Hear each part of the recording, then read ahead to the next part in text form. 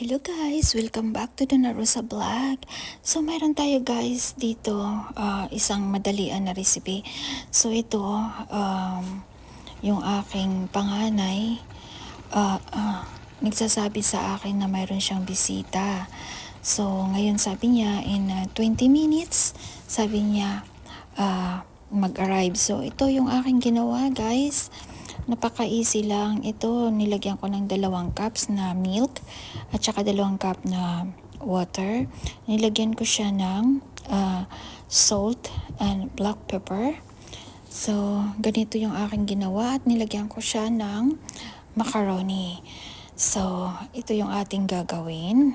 Ayan, kumulo na at nilagyan ko siya ng 1 teaspoon na paprika. So, ganito guys, i-ano lang natin sa mahinang apoy.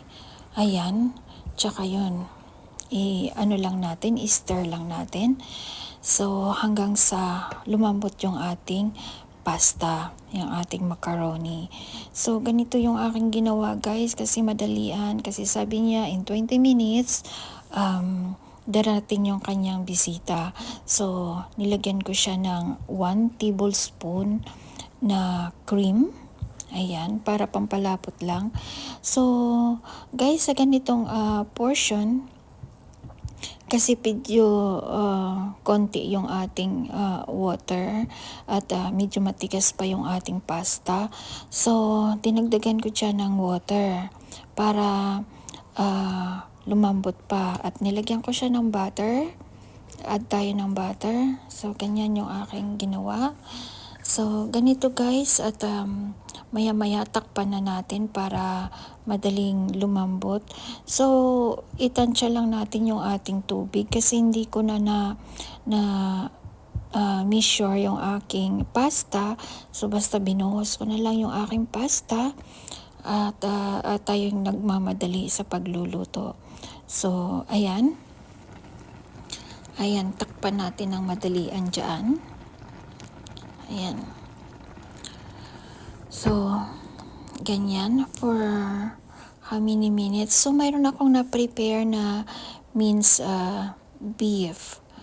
Ayan. Kasi kung minsan, mayroon tayong mga extrang sa ating refrigerator, ini naman pwedeng ilagay dito sa ating pasta. So, yun lang aking naisipan kasi mayroon akong extra na minced beef na naluto na. Kasi sabi ko, pag once na gusto nila ng rice, pwede ko lang yan ilagay sa top. Kung gusto nila ng pasta, ilalagay ko lang din sa top. So, ganyan ang ginawa ko at ayan, naluto na yung ating pasta at nilagyan ko siya ng cheese. So, ayan guys, napakasarap at easy to cook yung ating pasta ngayon. So, ayan, lagyan natin ng cheese at ayan, ito na yung ating resulta. So, ayan, so creamy na yung ating pasta at ready to serve. So, sa hindi pa nakapag-subscribe ng ating channel, please subscribe. Click the button and all the notification is yours. Ayan, i-share natin kung nagustuhan natin itong video, i-share natin. So, mag-comment lang guys kung nagustuhan ninyo ito. So, ito yung ating isi-serve ngayon. Ayan, ito yung para sa guest. At isa din ako dito na kumain. So, ayan, ito yung ating isi-serve sa ating guest ngayon. Ayan. So, napakasarap at saka creamy. At yung ating guest ay nagustuhan yung ating luto. At hindi lang yan ang kanyang kinain. So, nagdagdag pa siya ng another portion. So, ayan. Oh, napakasarap, 'di ba? Ito naman yung akin, guys. With wine yung akin.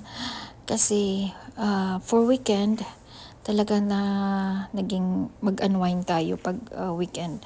Kasi sobrang stress na sa trabaho for the whole week. So, ayan na guys. So, don't forget to subscribe our channel, Donna Rosa Vlog. Ayan. Sa mga mamis dyan na mayroon kayong madalian na lulutuin. Ito ang pinaka-easy na easy serve sa mga bisita na bigla-biglaan. So, in 20 minutes, tapos na yung ating pagluluto. So, hanggang dito na lang guys, at paki-share yung ating video pag nagustuhan ninyo. So, thank you for watching. Ayan, thank you. God bless all. Napakasarap. Ayan, yum yum.